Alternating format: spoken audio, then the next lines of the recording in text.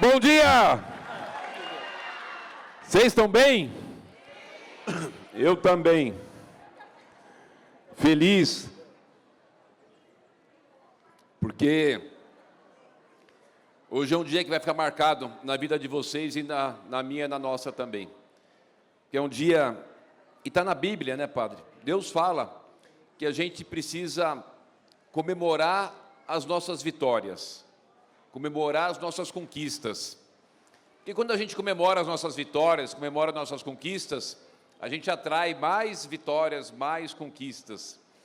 E hoje é um marco de um dia de conquista, de vitória, que vocês vão sair daqui com a chave de vocês e vão poder, com a sua família, morar aqui nesse apartamento, no Conjunto Jaraguá. Eu, que vim da periferia, né, que morei lá no Parque Santo Antônio, lá no fundão da Zona Sul, a gente sabe qual é a dificuldade habitacional da cidade, o sonho das pessoas, o desejo, buscar oportunidade.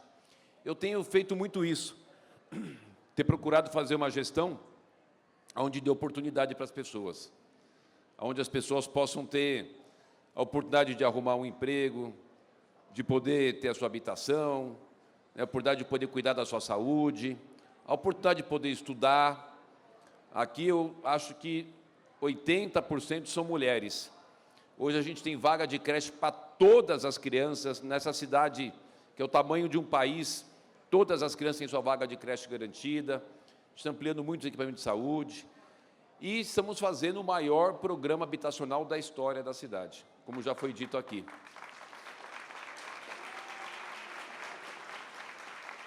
Ontem, eu fiz uma entrega de unidades habitacionais, lá no Butantã, e eu passei um vídeo na entrega de uma matéria da Rede Globo de 2015. E a matéria da Rede Globo de 2015 trazia alguns personagens que estavam há 20, 30, 40 anos esperando para ser atendido no programa habitacional. E a matéria é de 2015. E aí eu fiz uma reflexão com as pessoas. Falei, gente, quem era o prefeito em 2015? Alguém sabe quem era o prefeito em 2015? Haddad. O que era importante a gente compartilhar aqui, além desse momento de alegria, dessa conquista de vocês? De poder compartilhar um pouco de reflexão. Por que, às vezes, um filho, ele fica mal criado, ele vai para um caminho não adequado, porque a gente precisa ter muita consciência de que houve ali uma falha na criação. Eu tenho 3 filhos e 2 netinhos. Não tem nada que eu ame mais no mundo do que os meus filhos e os meus netos. Mas eu nunca admiti que um filho meu chegasse em casa com a coisa de alguém, que desrespeitasse a professora, que falasse um palavrão.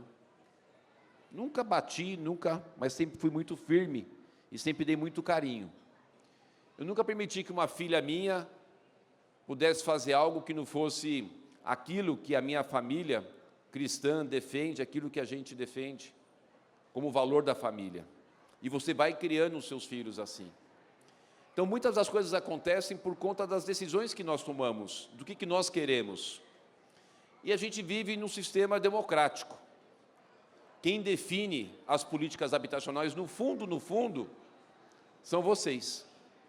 Ao definir quem vai tomar essas decisões, ao definir quem é a pessoa que vai só falar e muito pouco executar. Por isso que eu, com muita tranquilidade, até porque eu fui reeleito agora, queria aproveitar e agradecer a vocês por essa oportunidade da minha reeleição. Vocês não tenham dúvida nenhuma que nos 365 dias do ano, todos os dias eu vou honrar essa confiança de vocês. Mas a gente, no voto, que é aquele encontro com a urna, que é aquele negócio, para alguns até chato, né? Domingo, sai de casa, vai lá, tem que escolher alguém, apertar o númerozinho. Gente, ali é o início da qualidade de vida que vocês querem ir para o filho de vocês. Estou vendo ali a mamãe com a criança. Esse mesmo rapaz que foi prefeito, que eu comentei aqui, dessa matéria, que não fez praticamente nada de habitação, dizia que era o rei da habitação, que defendia a habitação. Dizia que defendia a educação. E naquela época, nós tínhamos 120 mil crianças querendo uma vaga de creche na cidade mais rica do Brasil e não tinha. As mamães que precisavam muito tinham que recorrer à justiça. Hoje a gente mudou a chave. Tem vaga de creche para todo mundo, maior programa habitacional. E eu, como estava dizendo, estou muito tranquilo para falar, porque eu não posso mais disputar a eleição. Eu já estou no segundo mandato. 31 de dezembro de 2028, eu concluo os meus 2 mandatos e, com certeza, com uma alegria enorme que eu vou estar, com sentimento de dever cumprido. Então, não estou falando porque eu vou disputar, porque eu não vou disputar a eleição. Se eu pudesse, eu disputaria de novo, mas não pode, só pode 2. E aí, dentro desse sentimento que eu queria falar para vocês, não é nem como um prefeito de vocês, mas como um amigo, com alguém que ama essa cidade, com alguém que ama pessoas, com alguém que ama a gente, que veio lá da periferia e que as pessoas têm vergonha, às vezes, de falar, né, que veio da periferia. Eu tenho o maior orgulho do mundo de falar. Que eu estudei em escola pública, que eu vim da periferia, e que aquele rapazinho lá da periferia, hoje é o prefeito da maior cidade da América Latina. E aquele prefeito que veio da periferia, diferente de muitos outros, é o que está fazendo o maior programa habitacional da história da cidade.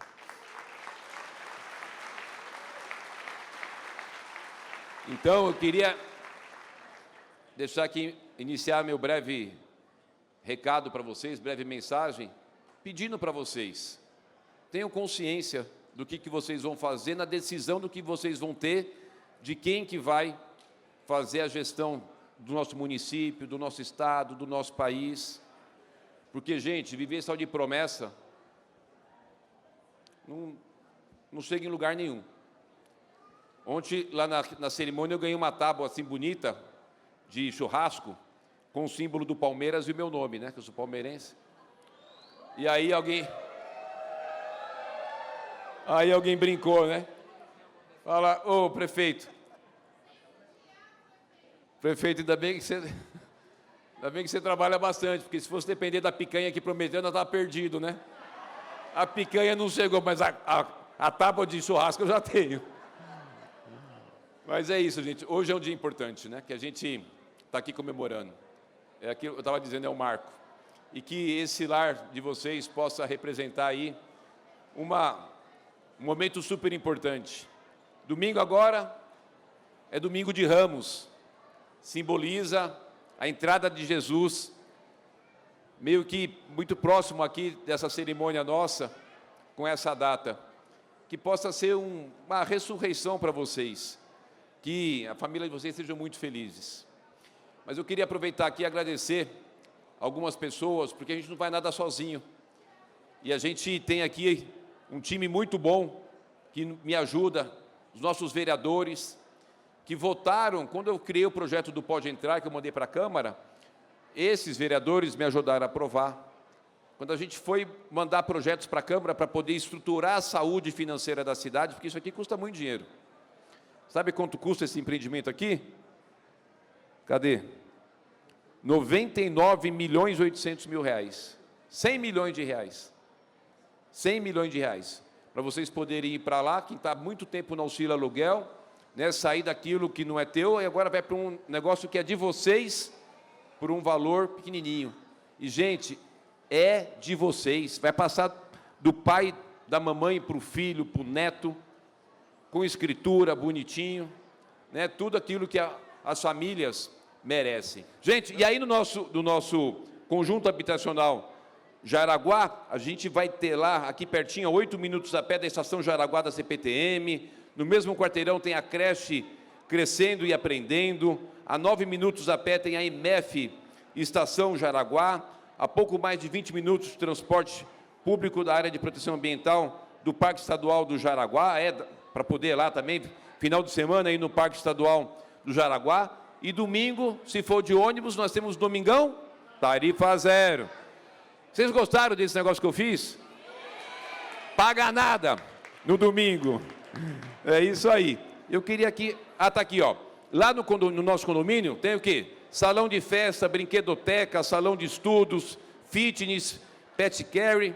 Isso aqui é para lavar cachorro, gato. Churrasqueira. Ó, tem churrasqueira. A picanha não veio, mas tem churrasqueira. Área de lazer descoberta, playground, bicicletário com 28 locais, passarela de circulação de pedestre, jardins permeáveis. E eu pedi, já estava pronto, mas eu chamei lá o construtor e pedi para ele fazer um espaço lá de biblioteca. Falei para ele, não precisa ser nada chique, mas põe lá os livros, as mesas, cadeira e iluminação para as pessoas poderem ter o hábito de fazer leitura. Então também tem um espaço lá de biblioteca para vocês poderem praticar esse hábito de fazer a leitura, de ler a Bíblia, ler o livro, né, de poder ler ali. Vocês todos vão estar morando juntos. Cada um olha um para o lado do outro aí. Olha para o lado. É bonito, é bonita? Hein? Quem está do seu lado é bonito? É bonita? Fisicamente a gente vai, né? Depende do gosto. Mas com certeza, se você olhar internamente, do seu lado, tem uma pessoa linda. Tem uma pessoa que sonhou igual você sonhou. Tem uma pessoa que não desistiu dos sonhos igual você não desistiu. E aí vocês precisam agora também ter esse ambiente de comunhão, né? Que vocês possam fazer lá algumas festas conjuntas, fazer amigo secreto, no Natal, juntar lá, fazer uma vaquinha, fazer uma árvore de Natal. Vocês vão viver agora numa grande família, né? A gente tem a nossa família, que é a nossa casa, essa família do condomínio, vai estar todo mundo morando junto. Gente, tem uma regra, não pode fofocar, tá? Ó, não pode fofocar. Se fofocar, o que acontece, padre? Se for fofoca boa, pode. Se falar assim, aquele cara ali do apartamento 28, pegou um emprego melhor, fofoca tudo isso. Né? E aí vai ser esse ambiente que vocês vão viver lá. E a gente começando com a bênção do nosso padre, vocês indo morar lá, todo mundo junto. Vai depender muito de vocês, né, de ter essa harmonia. Eu não tenho dúvida nenhuma que vocês estão agora partindo para uma nova etapa da vida de muita alegria e muita felicidade. Da minha parte, a alegria de vocês é minha alegria. Estou tão feliz quanto vocês. Que Deus possa abençoar grandemente a vida de vocês. Muito sucesso, que seja um lar abençoado para vocês e sua família. Obrigado, um abraço. Olha, hoje mais 486 unidades habitacionais entregues aqui. E essas 486 famílias, todas elas, 100%, estavam no auxílio aluguel. Isso quer dizer que elas estavam em área de risco, elas estavam em alguma situação inadequada de moradia e que passa a realizar um sonho hoje de ter a sua casa própria com dignidade, com qualidade, seus apartamentos muito bem localizados, com toda a infraestrutura ao redor de transporte, educação, saúde, e está dentro do contexto do maior programa habitacional da história que a cidade já teve, né? Então passou a fase de discurso, a gente está fazendo essa política pública de entrega, temos aí, só esse ano, acho que mais de 10 mil unidades para entregar ainda esse ano, enfim, avançando bastante, graças a Deus, e poder fazer a vida dessas famílias felizes e para elas poderem melhorar a qualidade de vida delas. Renato, você tem também um empreendimento. Isso, não ficou claro para mim onde que fica esse empreendimento. Vindo para cá, eu passei por um terreno ali onde tem várias torres sendo erguidas. Eu queria saber se tem alguma relação com isso, qual que é aquele empreendimento, se tem também alguma participação da prefeitura naquele. Você passou? É ali em Pirituba, na Raimundo Pereira de Magalhães. Ah, tá. Lá na Raimundo é um outro programa nosso também, do Pode Entrar.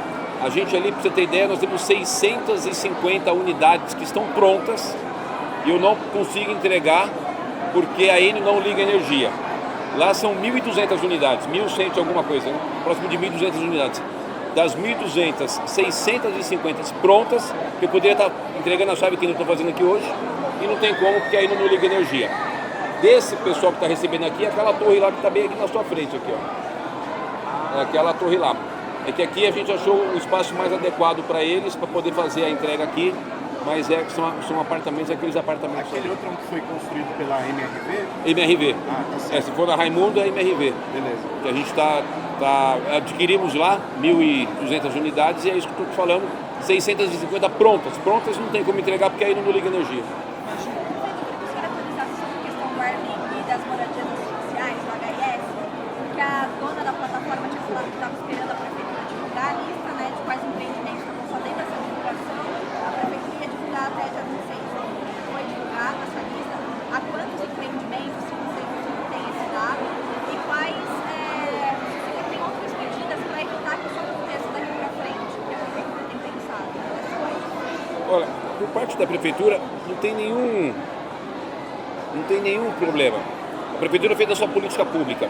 Todo empreendedor que vai fazer o uso do benefício de redução do pagamento para a Prefeitura de São Paulo, para que a gente possa ter unidades habitacionais HIS1 e HIS2, HIS1 para quem ganha 3 salários mínimos, HIS2 para quem ganha até 6 salários mínimos, ele faz uma declaração dizendo o seguinte: olha, eu vou fazer uso desse benefício fiscal da Prefeitura de São Paulo e me comprometo a vender essas unidades para a faixa de renda de HIS1 e HIS2. E aí a gente pretendeu, né, e foi a nossa política, de incentivar habitações para que essa classe possa adquirir. Quando você coloca bastante unidade habitacional, a venda, né, a própria lei da oferta e da demanda faz com que os preços reduzam. Então, da parte da prefeitura foi uma política pública correta, incentivar nos eixos, incentivar a construção de habitação para a classe mais pobre. O problema foi que algumas empresas assinaram termos se comprometendo a fazer a venda para essa renda familiar e não cumpriram. E aí estão pagando por isso. Tem fiscalização, faz a multa, são milhões e milhões de multas já expedidas, tem mais um tanto de milhões de multa para serem expedidas, eles vão pagar. Então, a política pública é correta. O que não é correto é pessoas serem desviadas daquilo que eles se comprometeram de fazer e vão pagar as consequências. Eu não preciso ficar tomando conta de você e falar assim, ó, não roube, não mate. Você sabe que não pode, porque, né, a gente vai fiscalizar quando tem uma denúncia. A gente sempre tem que partir do pressuposto da boa-fé das pessoas. Eu não posso partir do pressuposto que a pessoa assumiu o compromisso da prefeitura, assinou uma declaração, se comprometeu e não cumpriu. Né? Não tem como ficar 24 horas atrás. Olha a quantidade que você me perguntou. 300 mil apartamentos em 1.700 empreendimentos. 300 mil apartamentos em 1.700 empreendimentos. Então, a gente fez o correto, incentivar que eles construíssem habitações para a classe mais pobre, para que o pobre possa ter condições de adquirir a sua unidade habitacional, que entra toda uma regra, né? Qual que é a capacidade de comprometimento da sua renda familiar para pagar a prestação. A gente estava fazendo essa ação, estamos fazendo, para a pessoa, em vez de pagar aluguel, aí ela paga, né, ali uma unidade de propriedade sua. Então, o que acontece? Vai fiscalizar 300 mil apartamentos todo dia? Não tem como fazer isso. O que tem é o seguinte: a prefeitura conta com a boa-fé das pessoas e quem não fizer correto, fizer em desacordo com a legislação, vai pagar com as consequências das punições da lei, que é as multas que eles estão recebendo. Tanto é que tem lá essa CPI, tem investigação do Ministério Público, tem a nossa controladoria e a própria Prefeitura de São Paulo, através da Secretaria da Habitação, está fazendo esse acompanhamento e essa multa e essa punição de quem descumpriu.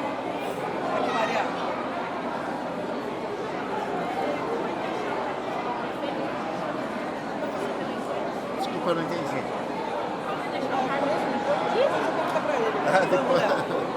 Prefeito, ontem na Câmara Municipal, um grupo de vereadores apresentou numa audiência pública um estudo que eles contrataram, um estudo de trânsito, uma proposta de intervenção de baixo impacto, alternativa à implementação do túnel Cine Madureira, com custo muito menor, inclusive. A Prefeitura, alguns órgãos foram convidados a participar da audiência, mas não estiveram presentes. Eu queria saber se esse estudo chegou à Prefeitura, se os órgãos competentes, CT, Secretaria de Mobilidade e Trânsito, CIURB, vão avaliar esse estudo e se for observada, verificada viabilidade, pode haver a substituição da obra por uma intervenção outra. Não, isso aí é o que a gente chama de oposição irresponsável, né? A gente não vai participar nem de circo e nem de armadilha. São vereadores irresponsáveis que estão fazendo uma narrativa irresponsável, porque o processo de consulta pública, o processo de licitação, todo o processo de homologação do edifício já foi feito. Já está licitado, homologado e já tem a empresa ganhadora para a obra.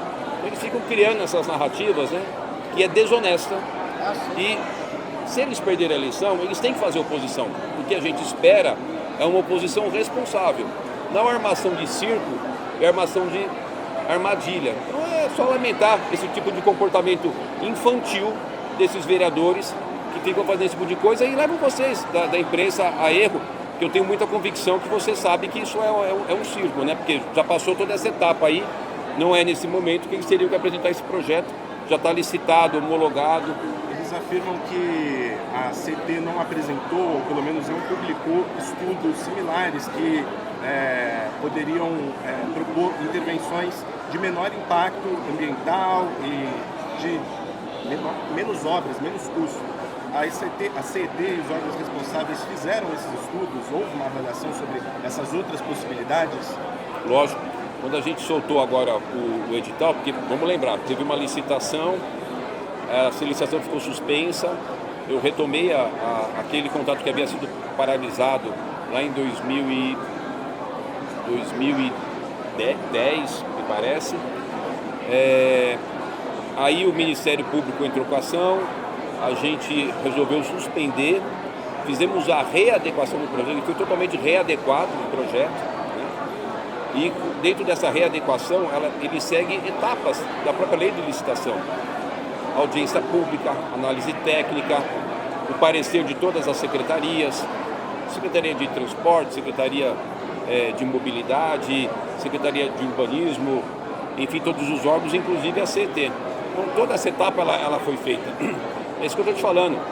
É uma irresponsabilidade, né? E é uma infantilidade, chega a ser infantil o que essas pessoas estão fazendo de algo que já foi passado todo esse processo. É a mesma coisa, a gente tem um jogo lá, Brasil e Alemanha, Brasil e Chile, né? Você tem 45 minutos, tem toda a regra do jogo, terminou o juiz, acabou o jogo, aí eu vim falar, não, pera um pouquinho, olha, quem deveria ter jogado era o Paulo Frange, era o Neymar. Então é irresponsável, né? A prefeitura não pretende, então, analisar, avaliar esse estudo? É óbvio que não. Estou te falando que isso é um circo, isso é ridículo, isso é uma palhaçada, e eu não estou aqui para cair em armadilha e para participar de circo. Todo o processo foi executado e feito, e essa turma, quando perde a eleição, eles têm que aprender a fazer oposição de forma legítima e de uma forma propositiva, né? Não ficar fazendo esses papelão, né? Você tem mais um último assunto aí? Tem uma última questão, prefeito, sobre a paralisação das obras na cidade, obras imobiliárias, por conta daquela liminar do TJ.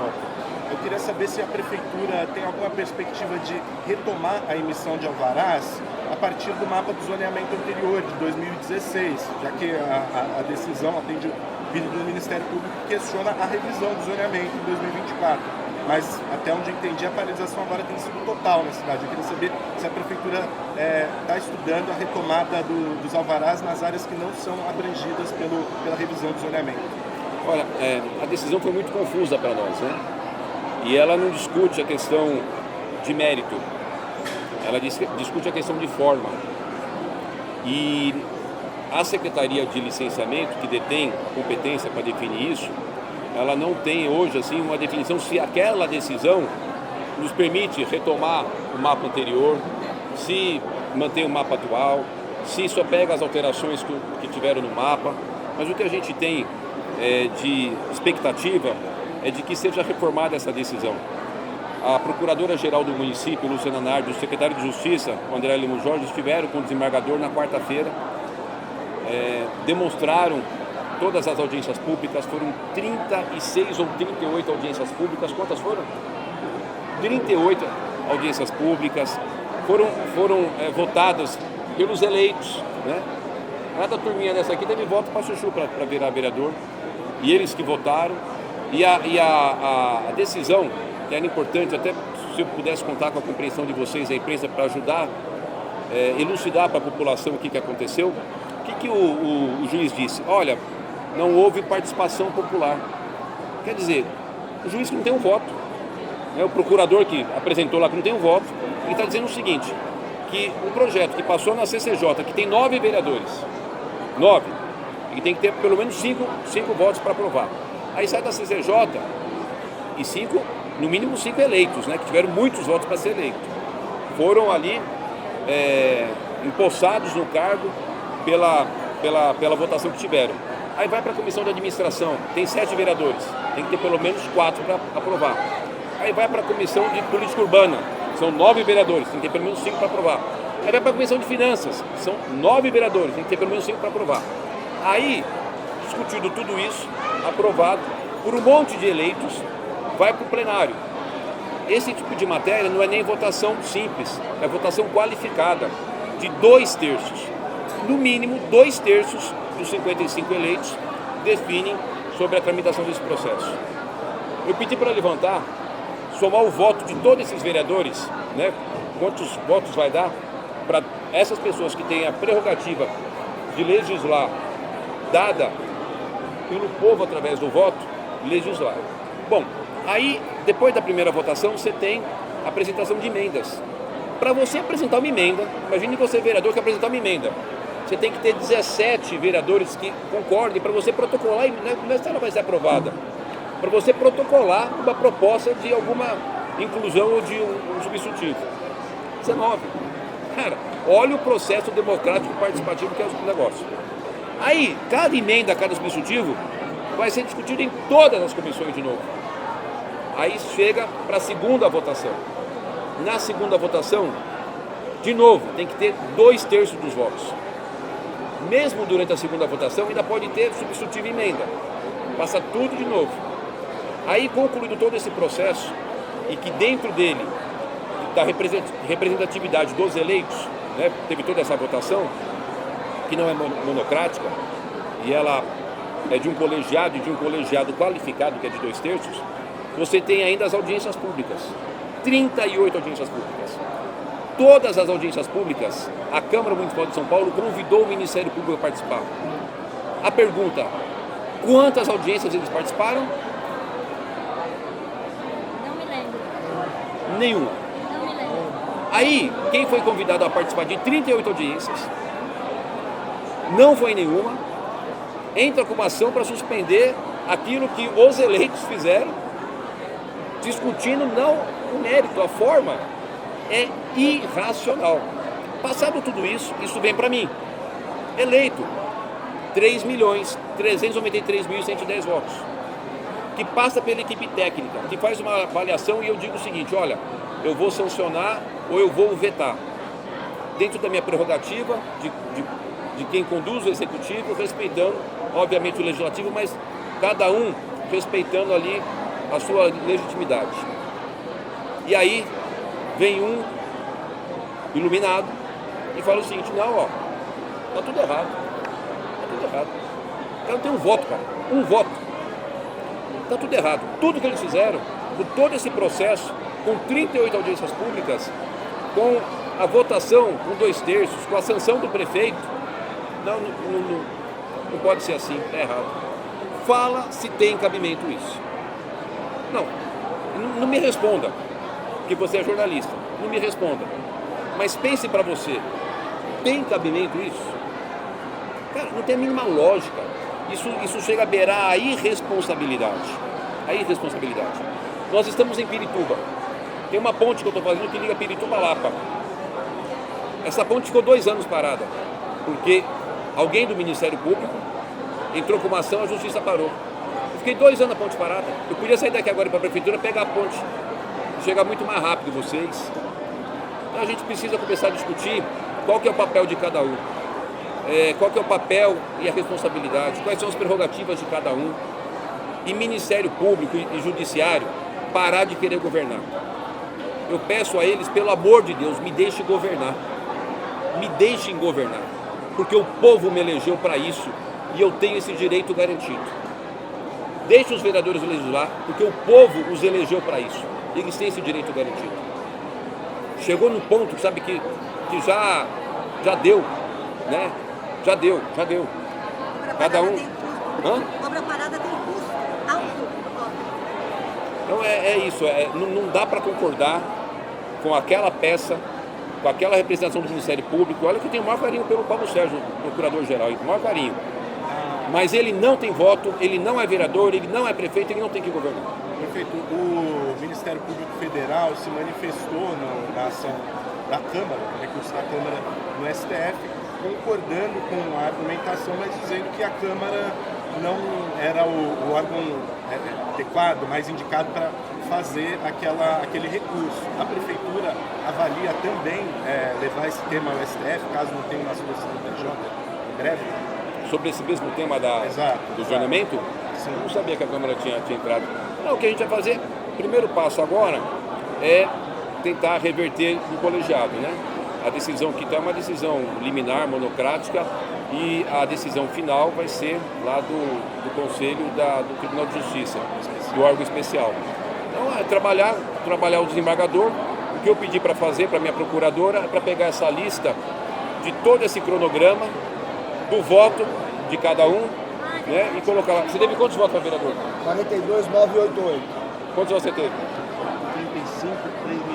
Quantos você teve, Sandra? Mais de 38. 38. Quantos você teve? 35, um pouco mais. Cara, você não tem ideia do que é. Aí você soma tudo isso aí, quantos você teve? 44.700 votos. Cara, aí você, e você pode votar só em um, né? Então você tem que somar esses votos aí, porque você não vota em 2, 3, 4, tem que somar esses votos tudo aí. Eu falei para pegar a votação de todos os vereadores, acho que deu 40 e poucos votos a favor, e levar para o procurador. Falar, meu irmãozinho, olha isso aqui. Você vai falar que não teve participação popular, o povo votou, elegeu, teve audiência pública, né? Então o que a gente vai fazer é isso, é demonstrar que foi um equívoco, prejuízo. Nós estamos deixando de ter 90 bilhões de investimento na cidade, né? São obras do privado, são obras que estavam em processo para iniciar a construção, 90 bilhões. Isso vai gerar desemprego, então fica tudo parado. O que vai acontecer? As empresas vão começar a demitir, porque alguns falam para mim, olha, você não vai resolver isso, porque não depende de mim, porque eu estou segurando os meus empregados, eu não tenho como ficar segurando muito tempo, eu estou pagando folha sem poder trabalhar, eu vou ter que demitir. Eu falei, segura mais um pouco. Então, o prejuízo causado, sabe, econômico, social, psicológico, né? Eu mesmo já estou é que eu não falo palavrão, mas sabe, eu queria falar uma palavra aqui, saco cheio.